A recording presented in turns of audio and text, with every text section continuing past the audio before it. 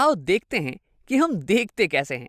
मेरा मतलब है कि हम सामने रखे हुए ऑब्जेक्ट्स या फिर मिरर में बन रही हुई इमेज, इसे हम देखते कैसे हैं। तो अब इसके लिए एक ऑब्जेक्ट को ले लेते हैं। मेरे पास यहाँ पे एक संतरा है और ये रखा हुआ है कहीं रूम पे। रूम में है एक लाइट का सोर्स, ये बल्ब, जो कि हर डायरेक्शन में लाइट रेस को छोड़ रहा होगा। अब जो लाइट रेस मेरे संतरे के ऊपर पड़ रही होंगी, वो पड़ने के बाद रिफ्लेक्ट हो जाने वाली हैं, हर डायरेक्शन में रिफ्लेक्ट हो जाने वाली हैं। अगर मैं इस संतरे पे कोई पॉइंट भी लूँ ना, ये वाला पॉइंट, तो इस पे भी जो लाइट रेस पड़ रही होंगी, ये हर एक डायरेक्शन में रिफ्लेक्ट हो जाने वाली है। अब देखो, अगर मुझे इस पॉइंट को देखना है तो मुझे एटलीस्ट 2 रिफ्लेक्टेड रेस चाहिए होंगी जो कि मेरे आंखों में पड़े, एटलीस्ट 2 रेस। अब इसके बारे में डिटेल में हम तुरंत बात करने वाले हैं, लेकिन सबसे पहले आओ उन 2 रिफ्लेक्टेड रेस को बना लेते हैं। और मान लो कि मेरी आंख कहीं यहाँ पे है और ये दोनों रेस मेरी आंखों के अंदर जा रही हैं।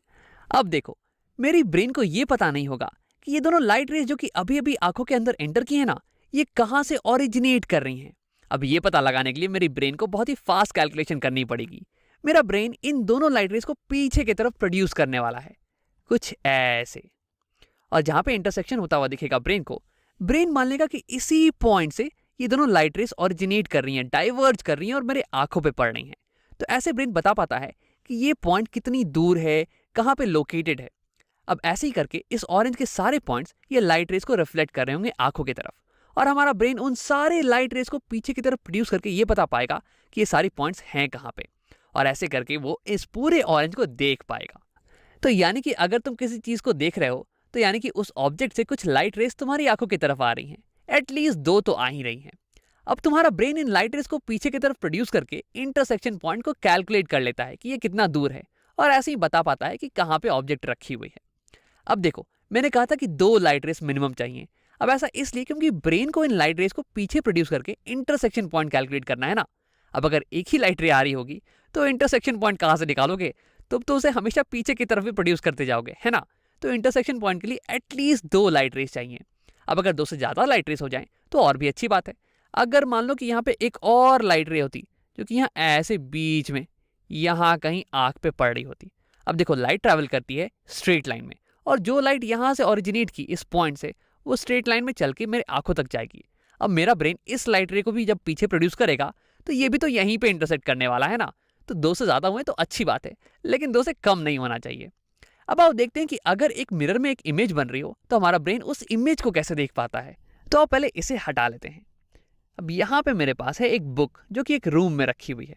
अब रूम में है एक लाइट का सोर्स जो कि हर डायरेक्शन में लाइट को छोड़ रहा होगा। अब लाइट रेस जब किताब पे पड़ने वाली हैं तो ये इससे रिफ्लेक्ट हो जाएंगे हर डायरेक्शन में। अब यहाँ पे रूम में एक मिरर भी है। अब कुछ लाइट रेस रिफ्लेक्ट होने के बाद इस मिरर पे पड़ने वाली हैं और ये फिर से रिफ्लेक्ट हो जाएंगी। तो आप देखते हैं कि इस बुक की इमेज हमें कैसी दिखती है। तो देखो, इसके लिए एटलीस्ट मुझे 2 लाइट रेस चाहिए होंगी। तो ये मैं पहली लाइट रे बना लेता हूँ। पहली लाइट रे इस पॉइंट से यहाँ मिरर पे पड़ रही है और फिर ये रिफ्लेक्ट हो जाने वाली है। Angle of incidence is equal to angle of reflection होने वाला है। तो रिफ्लेक्टेड रे ये कुछ ऐसी दिखने वाली है। अब आओ एक और रे बना लेते हैं। देखो, ये रे भी बुक के इसी पॉइंट से ओरिजिनेट कर रही है और ये मिरर पे पड़ रही है। अब देखो, इसकी एंगल ऑफ इंसिडेंस ये ग्रीन वाली रे से थोड़ी ज़्यादा है, तो इसलिए इसकी एंगल ऑफ रिफ्लेक्शन ये भी ज़्यादा होनी चाहिए, और ये सेकेंड वाली रे कुछ ऐसे रिफ्लेक्ट कर जाएगी। अब अगर मेरी आंखें यहाँ पे हैं और ये दोनों रेस मेरी आंखों के अंदर जा रहा है, वैसे दिख तो नहीं रहा है, बट मान लो कि ये दोनों रेस मेरी आंखों के अंदर ही जा रही हैं, तो क्या तुम ये पता लगा सकते हो कि मेरी ब्रेन को क्या लगने वाला है कि ये दोनों इंसिडेंट रेस कहाँ से आ रही हैं? मैं चाहूँगा कि तुम वीडियो को एक बार पॉज करो और खुद से पता लगाने की कोशिश करो। अब अगर तुमने ट्राई कर लिया है तो आओ देखते हैं। तो देखो, मेरी ब्रेन को ये आइडिया तो होगा नहीं कि ये दोनों इंसिडेंट रेस कहाँ से आ रही हैं। अब इसके लिए मेरा ब्रेन इन दोनों इंसिडेंट रेस को पीछे की तरफ प्रोड्यूस करने वाला है। तो अगर ग्रीन वाली रे को प्रोड्यूस करें तो ये कुछ यहाँ से आती हुई दिखेगी, और रेड वाली रे इसे भी प्रोड्यूस करें तो यहाँ से आती हुई दिखेगी, और ब्रेन को लगेगा कि ये दोनों रेस यहाँ पे कहीं पे इंटरसेक्ट कर रही हैं। तो यानी कि हमारा ब्रेन ये सोचेगा कि ये दोनों इंसिडेंट रेस ये यहीं से ओरिजिनेट कर रही हैं और यहाँ से डाइवर्ज करके हमारी आंखों पे पड़ रही हैं। तो मेरे ब्रेन के लिए यही पॉइंट ये हो गई सोर्स, इन दोनों रेस की सोर्स, और उसे लगेगा कि बुक के ये वाली पॉइंट ये यहाँ पे है।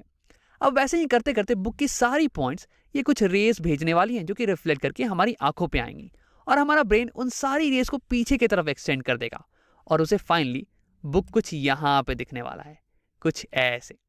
अब अगर तुम ध्यान से देखोगे तो देखो, यहाँ पे बुक लिखा हुआ है कुछ ऐसे, BOOK, के ऐसे की तरफ है, बी का ये कर्व्ड पाथ ये इधर की तरफ है, राइट साइड की तरफ। लेकिन अगर इमेज में देखो तो यहाँ पे बी का कर्व्ड वाला पार्ट ये थोड़ा लेफ्ट साइड में ऐसे उल्टा लिखा हुआ है। तो ऐसे ही होता है मिरर इमेजेस में। मिरर इमेजेस इन्वर्टेड होती हैं, फ्लिप्ड होती हैं, लैटरली इन्वर्टेड, लेफ्ट का राइट हो जाता है और राइट का लेफ्ट हो जाता है। अब अगर तुमने इस चीज को खुद कभी एक्सपीरियंस नहीं किया हो तो मैं चाहूंगा कि तुम मिरर के सामने जाओ और अपने लेफ्ट हैंड को उठाओ। तुम्हें दिखेगा कि तुम्हारी इमेज वो अपने राइट हैंड को उठा रही है। अब आओ बात करते हैं इमेज के बारे में।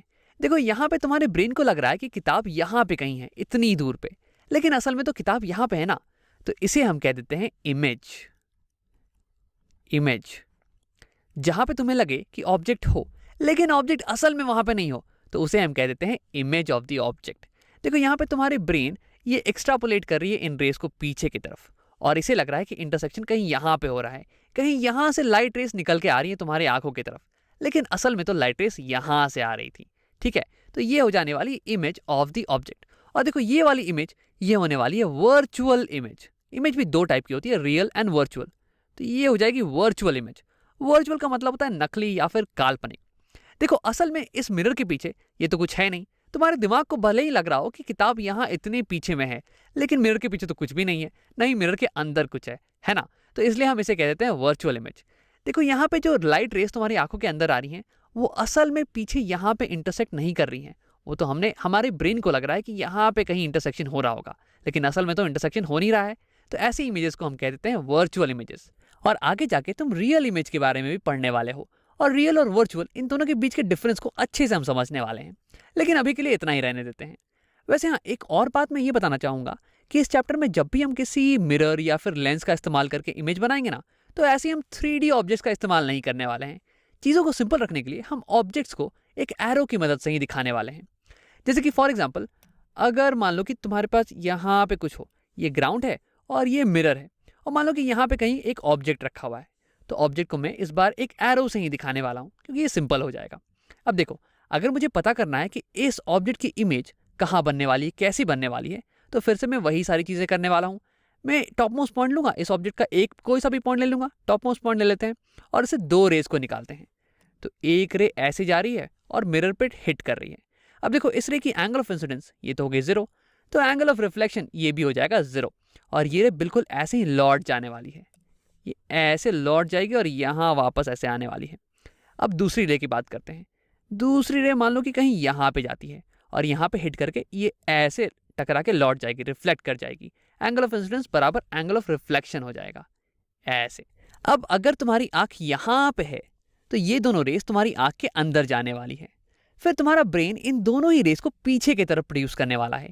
ये देखने वाला है कि कहाँ पे इंटरसेक्शन हो रहा है इन दोनों रेस का, और जहाँ पे इंटरसेक्शन होगा ब्रेन मान लेगा कि यही सोर्स है, यहीं से ये दोनों रेस प्रोड्यूस होके डाइवर्ज करके मेरी आंखों में आ रही हैं।